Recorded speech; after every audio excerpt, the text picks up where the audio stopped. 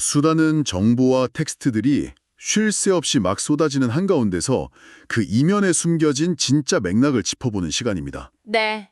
겉핥기식 요약이 아니라 지금 당장 시장을 움직이는 거대한 흐름의 본질을 파헤쳐보는 자리죠. 맞습니다. 바쁜 일상 속에서도 핵심은 놓치고 싶지 않은 배움에 목마른 청취자 여러분을 위해 방대한 자료를 대신 소화해드리고 있는데요. 네, 오늘도 정말 흥미로운 내용이 많더라고요. 그렇죠. 자, 이 부분을 한번 파헤쳐보죠.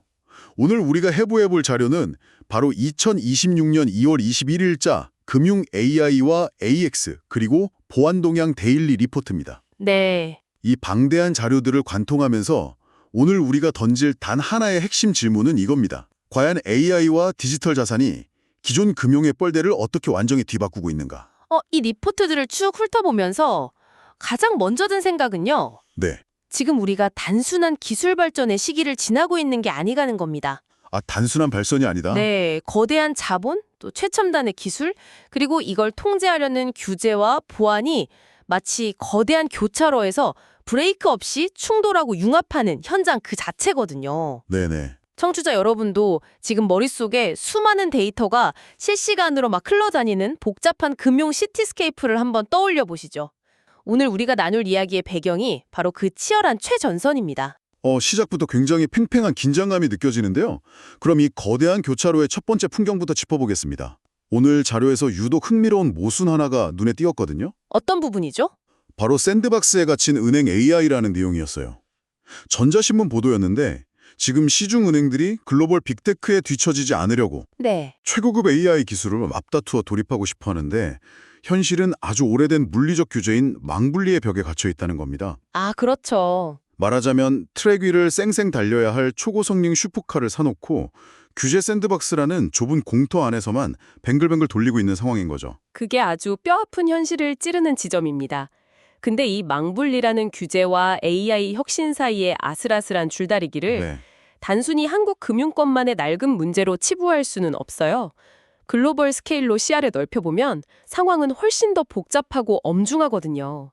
여기서 주목할 만한 점은 리포트에서도 언급된 EU의 도라를 한번 들여다볼 필요가 있습니다.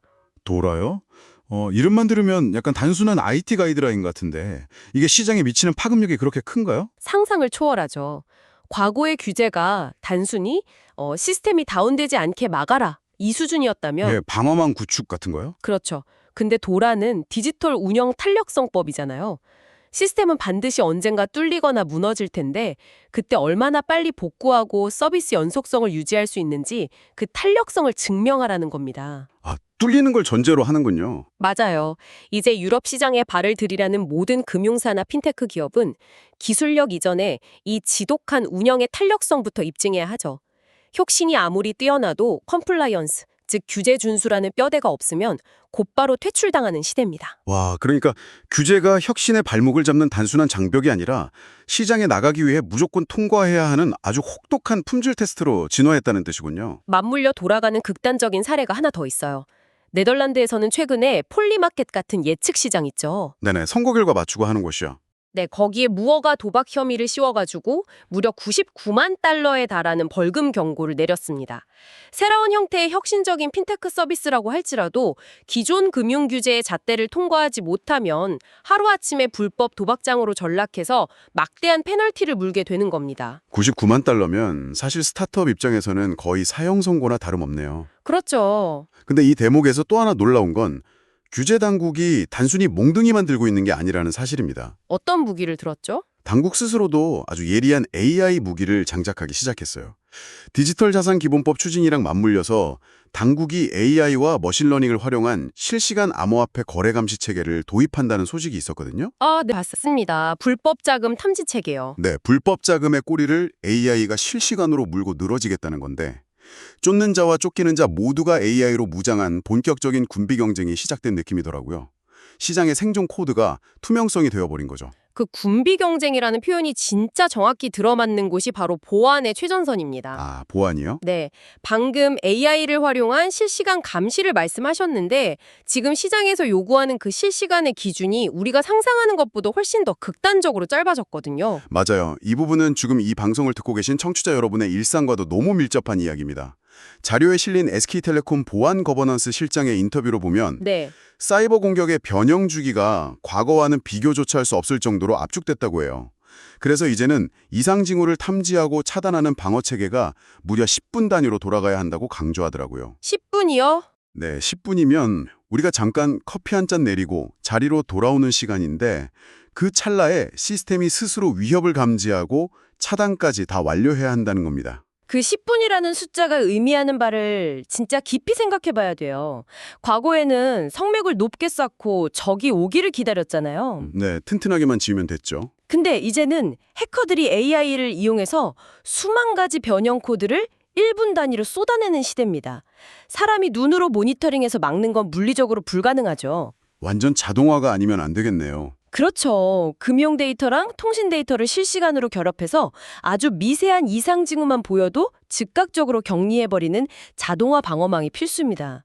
게다가 요즘 공격은 단순히 방화벽 뚫는 기술적 해킹에만 머물지 않잖아요. 네, 오히려 사람의 심리나 사회적 취약점을 파고드는 사회공학적 공격이 더 치명적이라는 구체적인 사례들이 막 쏟아졌어요. 맞아요. 급전을 구하려는 청소년들이나 대학생들이 피싱에 연루되거나 범인들이 오래 활동해온 커뮤니티 계정을 돈 받고 매매해서 범죄의 통로를 열어주는 일들이 급증하고 있습니다.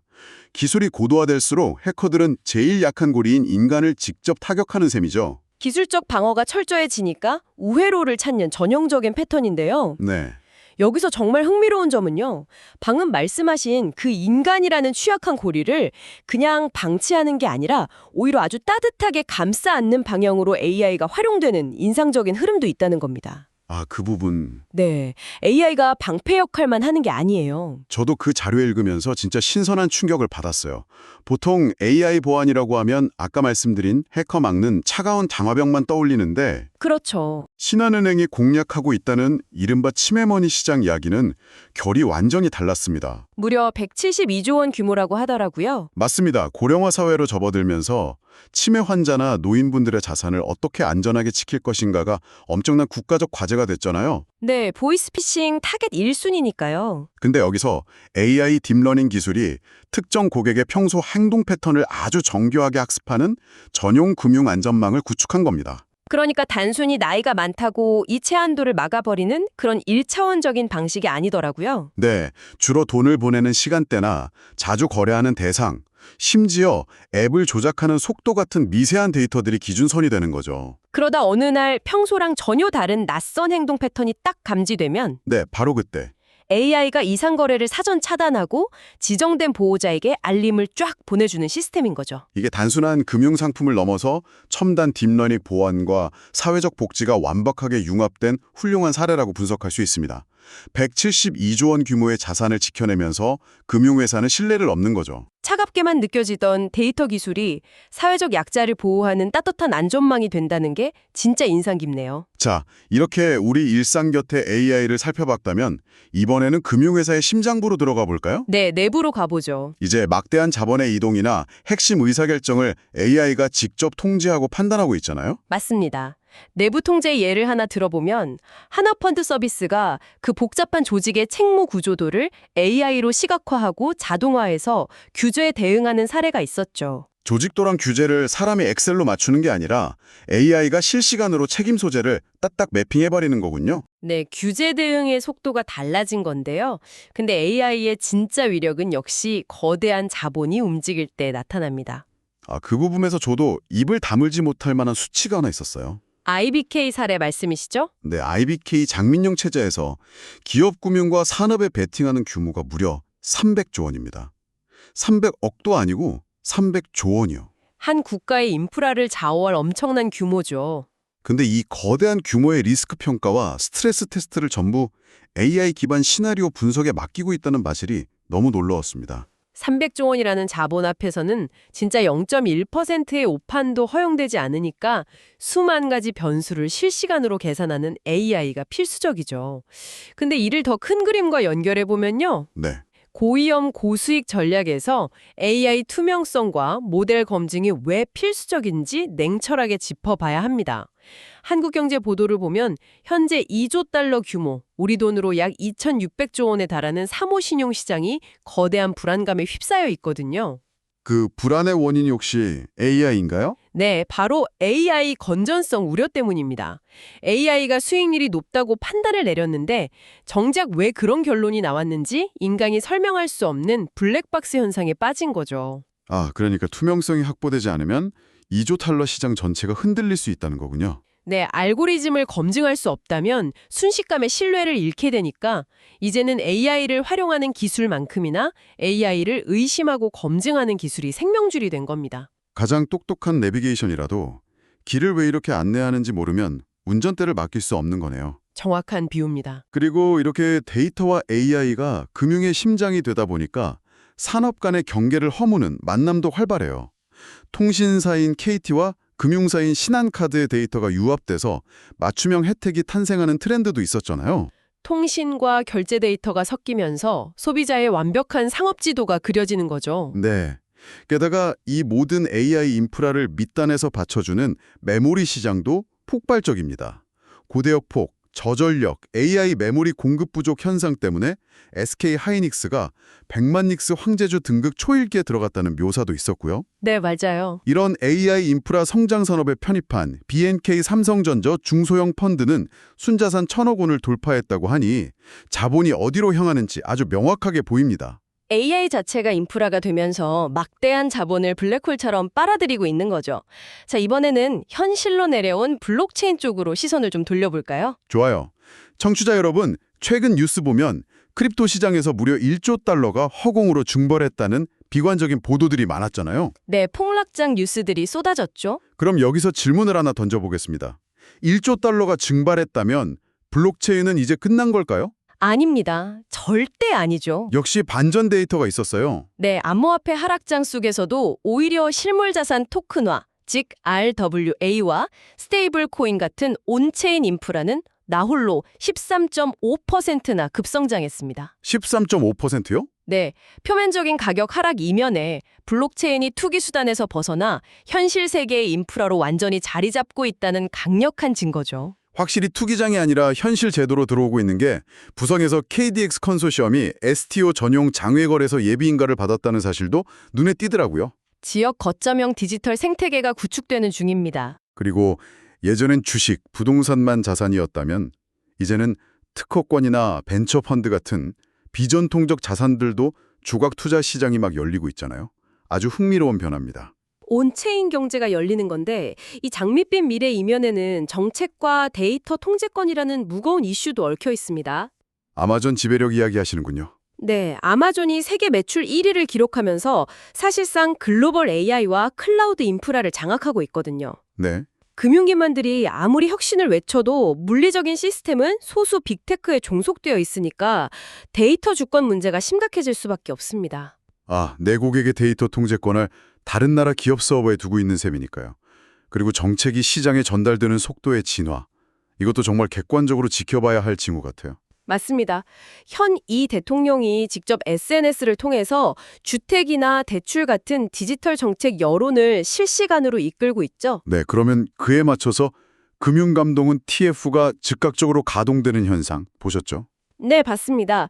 이걸 객관적으로 해석해보면 이제는 정책의 속도가 디지털 채널을 통해서 실시간으로 금융시장에 타격을 주는 시대가 됐다는 겁니다. 과거처럼 공문 내려오고 대비할 시간이 없는 거네요. 금융기관들은 이제 보안뿐만 아니라 정책 채널까지 1초 단위로 모니터링해야 살아남을 수 있겠습니다. 실시간 정책 모니터링 체계가 선택이 아닌 필수가 된 거죠. 네.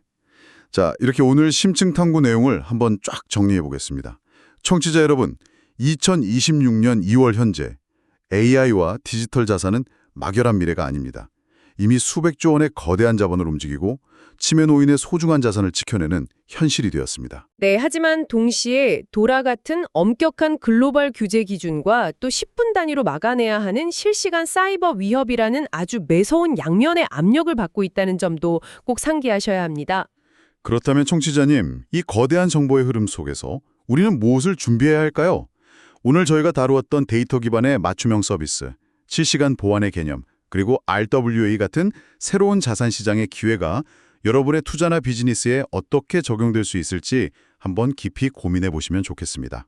데이터를 그냥 읽고 넘기지 마시고 그 이면의 패턴을 내 삶에 연결할 때 진정한 인사이트가 생기는 법이니까요. 맞습니다. 자, 그럼 프로그램의 여운을 남기기 위해 마지막으로 청취자 여러분께 깊은 생각거리 하나를 툭 던지며 마무리하겠습니다.